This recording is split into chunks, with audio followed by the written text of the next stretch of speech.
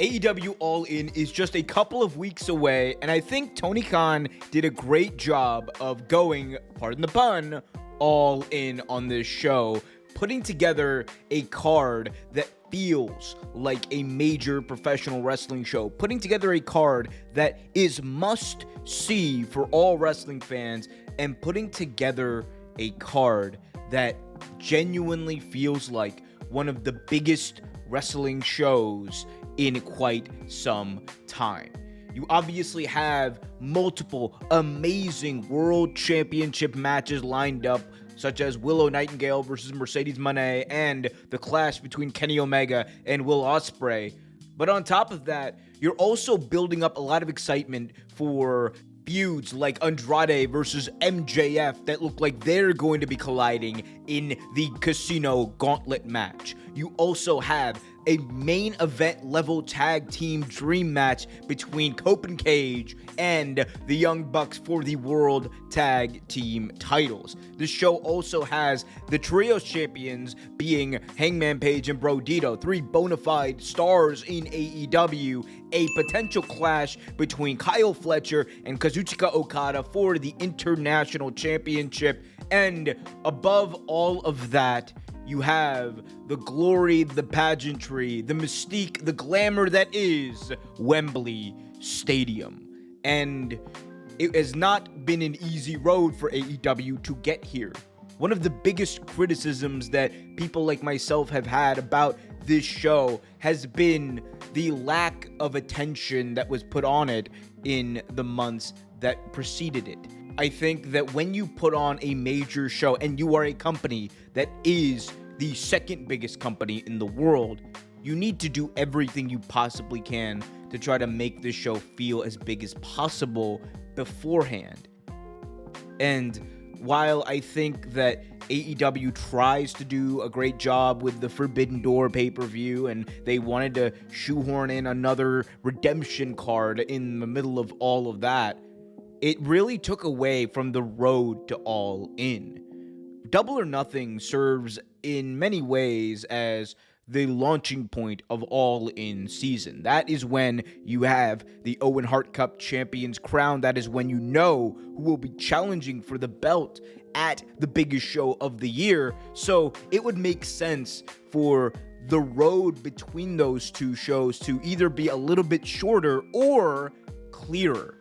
I think when you add in a Forbidden Door and you add in a pay-per-view like Redemption that is just a C-level show, it takes away proper time to tell stories for the big show that is All In. And I'm not saying that I didn't enjoy stuff like Kevin Knight versus Kenny Omega, or I didn't enjoy the rise of Willow Nightingale, or I didn't love the match between Swerve Strickland and Will Ospreay.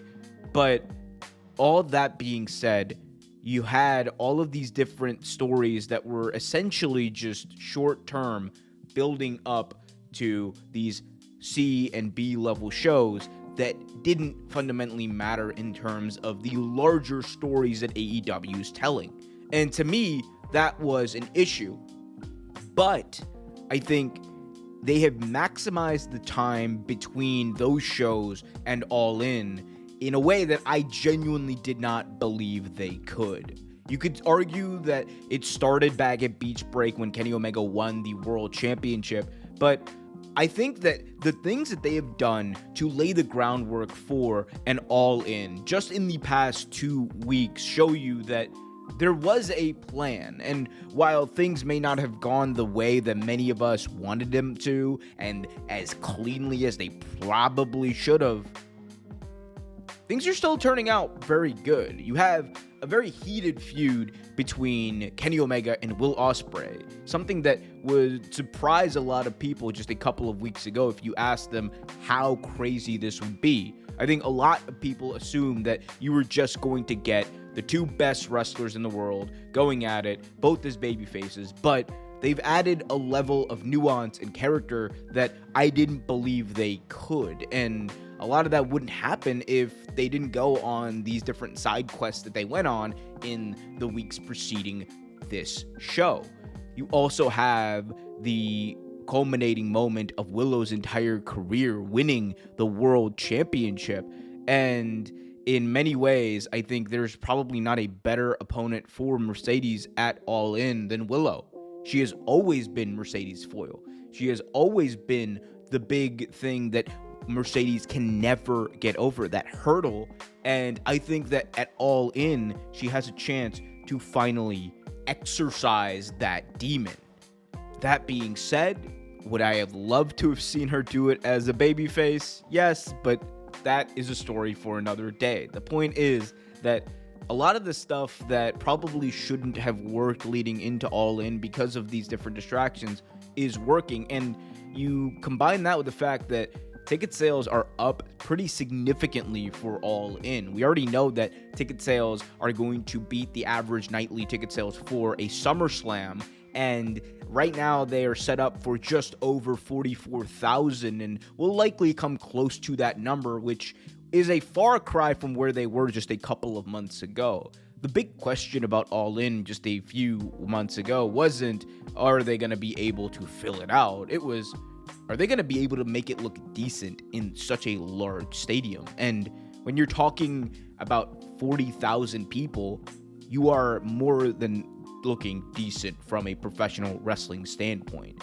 That is at the point where you can genuinely put on a show that looks and feels big, and you don't have to do those weird camera angles where you try to hide the hard cam, you try to hide different angles of the arena.